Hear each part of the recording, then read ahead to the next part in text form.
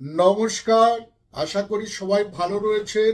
আজকের আলোচনার বিষয় মঙ্গল গ্রহ আয় রোজগারের স্থানে অর্থাৎ লগ্ন থেকে একাদশ স্থানে অবস্থান করলে জাতক জাতিকার জীবনে কেমন ফল প্রদান করে থাকে তা কিন্তু আজ আমরা জেনে নেব।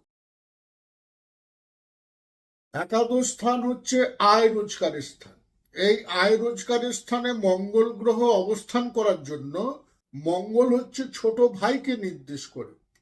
তাহলে ছোট ভাই থেকে জাতক জাতিকার লাভ হতে পারে, আয় হতে পারে, ইনকাম হতে পারে, বা জাতক জাতিকার আয় রোজগারের ক্ষেত্রে জাতক জাতিকার ছোট ভাই সহযোগিতা করতে পারে।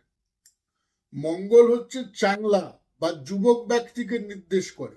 তাহলে জাতক জাতিকার আয় ইনকাম বা আয় রোজগার এই যুবক ব্যক্তি চ্যাংলা ব্যক্তিদের থেকে হতে পারে, অথবা জাতক জাতিকার আয় রোজগারে এই যুবক ব্যক্তি বা চ্যাংলা ব্যক্তিরা কিন্তু সহযোগিতা করতে পারে।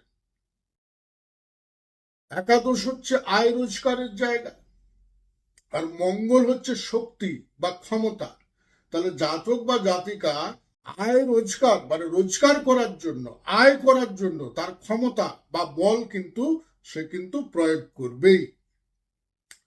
একাদশ স্থান হচ্ছে প্রফেশনের স্থান মানে জীবিকার স্থান। তো জীবিকার জন্য জীবিকা ক্ষেত্রেও জাতক কিন্তু তার শক্তি বা ক্ষমতা বা প্রফেশনের ক্ষেত্রেও তার শক্তি বা ক্ষমতা কিন্তু জাতক কিন্তু প্রয়োগ করবেন বা প্রয়োগ করবে। প্রফেশনের ক্ষেত্রে জাতকের ছোট ভাইয়ের যুক্ত থাকতে পারে, জাতকের সঙ্গে বা জাতিকার যে প্রফেশনের সঙ্গে জাতক জাতিকার ছোট ভাই যুক্ত থাকতে পারে, অথবা জাতক জাতিকার প্রফেশনে জাতক জাতিকার ছোট ভাইয়ের সহযোগিতা থাকতে পারে, বা জাতক জাতিকার প্রফেশনে কোনো চ্যাংলা বা যুবকের সহযোগিতা বা হাত কিন্তু থাকতে পারে। প্রফেশন, তো জাতকের মঙ্গল যদি একাদশ থাকে তো জাতকের প্রফেশন, জাতক কোনো ডাক্তারি প্রফেশনের সঙ্গে যুক্ত থাকতে পারে, জাতক কোনো খেলাধুলোর প্রফেশনের সঙ্গে যুক্ত থাকতে পারে, জাতক কোনো সিকিউরিটি গার্ডের প্রফেশনের সঙ্গে যুক্ত থাকতে পারে, জাতক ইঞ্জিনিয়ারিং প্রফেশনের সঙ্গে যুক্ত থাকতে পারে, জাতক কোনো ভূমি রিলেটেড প্রফেশনের সঙ্গে যুক্ত থাকতে পারে।